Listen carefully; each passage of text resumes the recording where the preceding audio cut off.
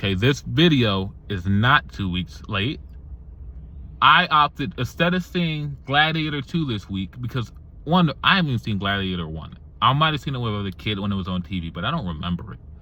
So I'm going to rewatch, and I love a lot of Ridley Scott's films. Like, in my opinion, one of the greatest movies ever made is American Gangster with Denzel Washington.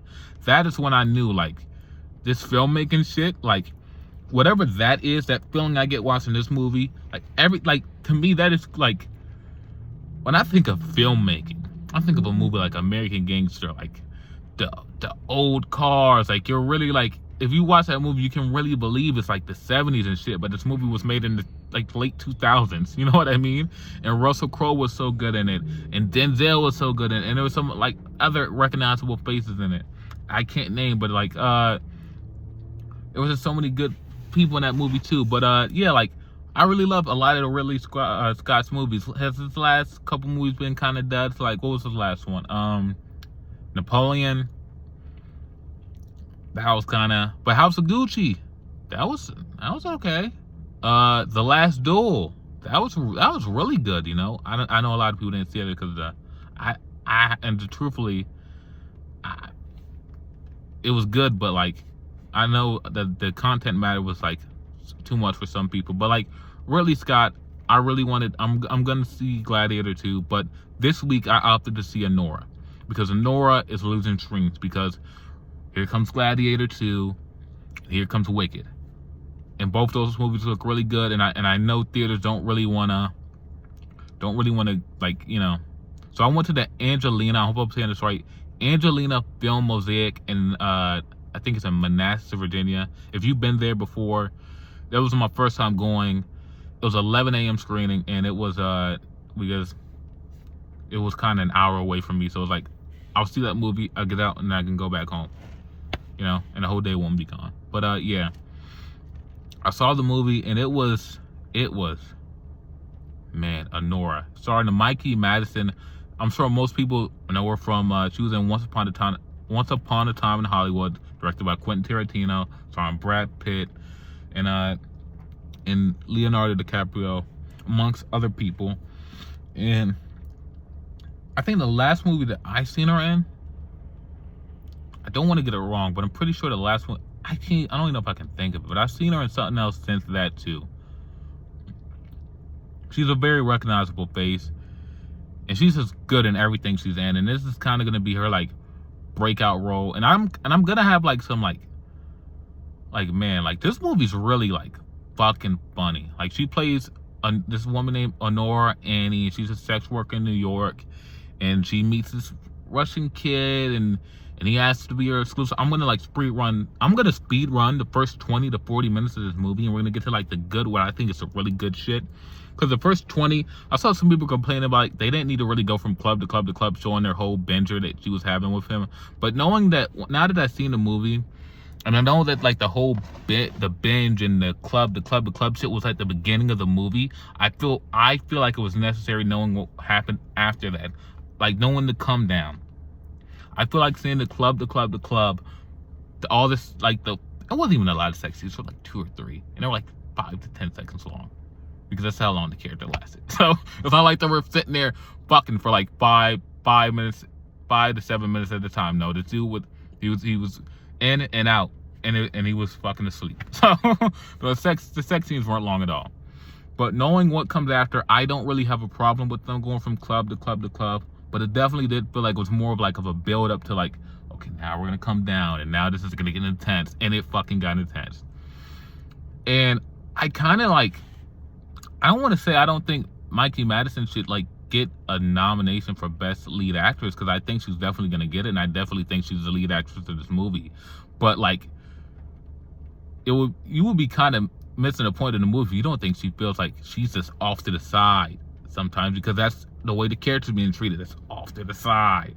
And I really started to feel bad about her. And I'm gonna have some thoughts about sex workers, and it might be fucked up for me to say this, but like, I don't know how as like you can watch this movie and think that there's a way to like normalize sex work.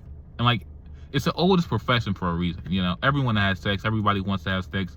It's something in the human nature, like that's a desirable thing for humans. But to say that I don't think sex work is ever going to be normalized, probably on a level like I'm sure it was more normalized fucking hundreds of years ago than it will ever be again. You know what I mean? Because like,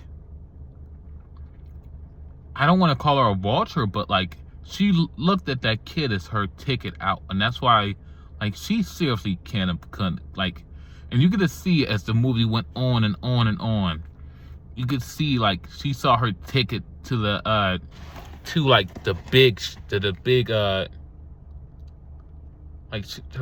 ticket to like the big mansion, the money, a life of carefree was like slipping and slipping and slipping. I'm gonna go back to like just when everything starts to fall down, when her dad calls his first handler, and the handler calls another guy, and then another guy brings a Russian named Igor with him. He's really the only character I can really remember. And like Igor and the main dude go to the house to get to talk to Ivan and talk to Annie, and shit just goes crazy, man. And like, this is why I really think this movie is like really fucking funny. And I'm gonna have a perspective on this, and I think like I really think this is like, it's like about a perspective type of thing. Like, to Annie, this is her chance at like the good life slipping away, and these guys represent the good life, a carefree life, and they're trying to take that away from her, because there's no way in fuck she genuinely believes that kid who all wants to do is like sit there and play video games with her. When they weren't partying, the only things they did was sit there. When they weren't partying or fucking, the only thing they did, she sat on his lap and she played video, and he just watched him play video games. She can't seriously believe this kid genuinely looks at her like, oh yeah, I'm gonna marry her, she's gonna be my wife. Like, she knows, like, deep down, she knows this can't be true, because, and like, to see them come there and say, okay, this is over. That's why she was trying to persuade Igor, like, trying to do what she was doing before, you know, when they were sitting in the bed. Put on the show, talk to him nice, make him feel like he's in charge, you know, persuade him, you know. But it just wasn't working. And the more she tried to do it, the less it worked. And the more she tried to do it, the less it worked. And the day went on and on and on. And the ending got closer and closer and closer. And to Annie, this is her shot at a carefree life going away. But to like people like, not even Igor, but like to the other two handlers of Ivan, this is just another fucking day of his bullshit. To them, her kicking that dude in the face and giving him a fucking concussion and him vomiting in the car, they've been dealing with that kid for, what they say, 15, 16 years. This is like a sitcom to them. They're used to fixing his shit. That's why I don't think there was so much. That's why it's like so funny. Like, that's why they're like, see, like, even like, I'm gonna get to it, but like, to them, like, they weren't really broken up about it. She was fucking them up, and they weren't really broken up about it, because like, they're probably used to fixing so many of his problems. And towards the end of the movie, we get an offhand comment from, and I think this is what, like, this is why I feel this way, because we get an offhand comment from from the dude that had the concussion, like, oh, one time him and his friends poured 4 pounds of Kool-Aid into a pool because they wanted to go swimming in a Kool-Aid. Kool-Aid's a juice. It destroyed the whole fucking system. $87,000 in damages. Like, what the fuck? Annie probably does really well in New York. She probably doesn't make that in 6 months. Like, I'm not gonna cut it short, but like $87,000 in some towns, in some places in this country, you'd be a fucking king with $87,000. You'd have no fucking worries in the world, depending on how many kids you got, of course. But you know, $87,000, he's just fucking around. So to them, this is just another fucking day of his bullshit. But to Annie, this is her shot, and it's probably like an obvious point to see, and it's like, yeah, you're just like really going on and on about something that's so obvious, but it's like so heartbreaking, and it's like, it's just so heartbreaking. It really makes you root for the character Annie, but like, think about where the movie ends with her crying on Igor's shoulder, because he's the only one that like really seen the situation she was put in, and it's like, yeah, like even he knows this isn't gonna happen, but like they're really treating you like you ain't shit, and they don't have to treat her so bad. They really didn't have to treat her so fucking bad, you know? Like, I felt like at times they went out her, and I think that's why Igor got kind of like annoyed and why he asked for the apology at the end. And I'm sorry for all the spoilers, but I don't really give a fuck. This movie's about to be on streaming in like 2 weeks. That's why it's losing so many screens. It's going to be on streaming in like 2 weeks. But that's why I think that's why he asked for the apology, because like, yeah, even he knows like this isn't going to stand, but you don't got to be such a dick about it. You don't got to make her feel so insignificant in this world to get what you need to get done.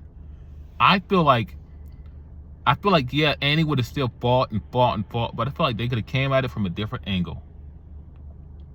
But maybe I'm being way too naive, and I'm giving too much sympathy to Annie. But that's just something I thought about. But yeah, this movie's 2 hours and 19 minutes, and after like those club scenes, which I don't think are unnecessary now that I've seen the movie, this movie like is funny. It's emotional. It's so many great things, and if this is the movie that wins Best Picture this year, which I don't think it's gonna be, I think Dune 2 is gonna. I still haven't seen what the Brutalist with what's his name? The Brutalist with I think he's the youngest man to ever win Best Actor, so I should fucking remember his name. He played PatrolI in Winning Time. He's a great actor. I can't remember his name, but I still got to see that movie with that guy in it. I'm terrible with names. But yeah, if this were the movie that wins Best Picture at the Oscars this year, I'll co-sign it.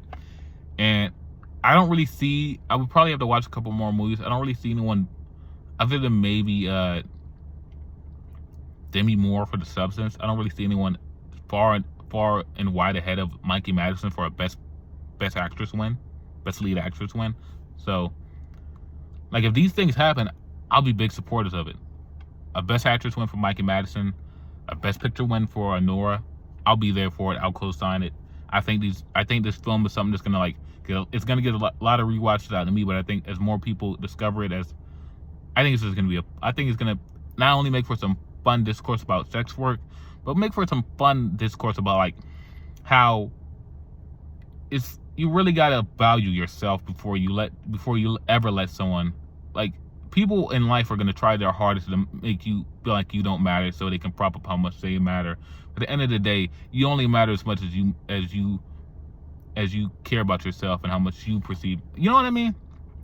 You only matter as much as you care about yourself, and it really doesn't matter what anyone else thinks.